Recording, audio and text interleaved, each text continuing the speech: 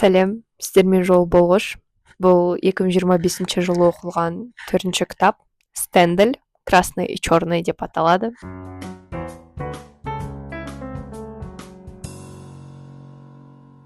Француз жазушысы және бүкіл оқиға Францияда өтіп жатыр, Париж қаласында және соның жанындағы қалаларда, бірақ ол жанындағы қалаларда автор өзі ойлап тапқан, яғни соңғы беттерінде бұл кітаптың бізде қалай айтса болады, шынымен өмірде тарихта болған адамдарға бір сілтеме жасалған, өйткені кітаптағы кейбір оқиғалар сол тарихқа байланысты. Әрине дінге байланысты бұл кітап бізде және махаббатқа байланысты.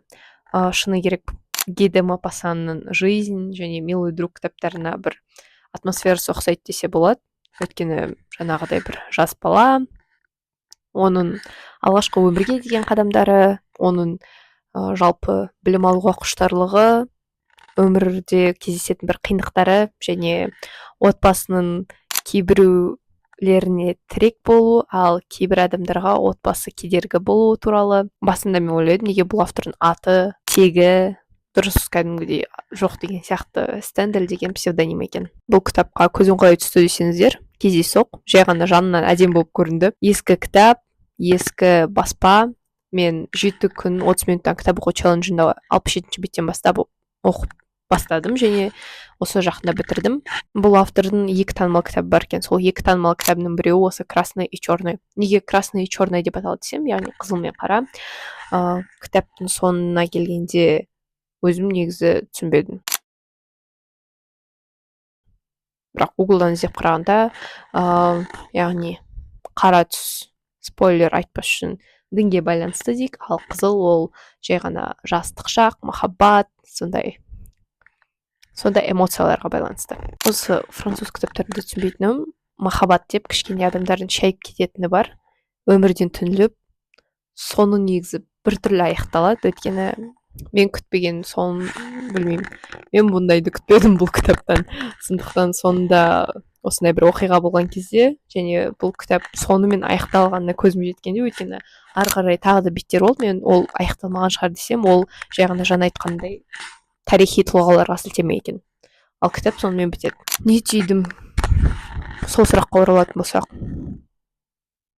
махаббат деп шайып кетудің қажеті жоқ. Бастан ауырып, білмеймін, миға қонбайтын нәрселерді істеп, махаббатқа уланып жатырса да адам сәл-пәл болсын бір рассудок дейді ғой, бір салқын ойлау қабілетін жоғалтпау керек. Ол жиі кездесетін жағдай екен. Әсіресе кітаптарда.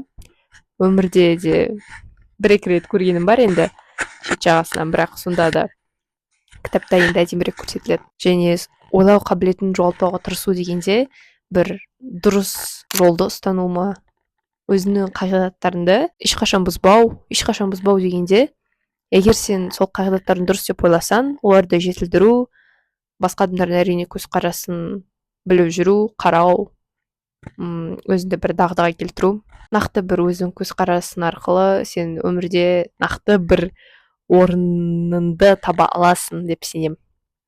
Егер ондай жоқ болса, жай ғана ары-бері еріп жүре беруге бүкіл өмірін кетіп қалуы мүмкін. Көңіл бөлгеніңіз үшін рахмет, сау болыңыздар. Сіздермен болған жол болушы Алия. Лайк басып тіркелуді ұмытпаймыз.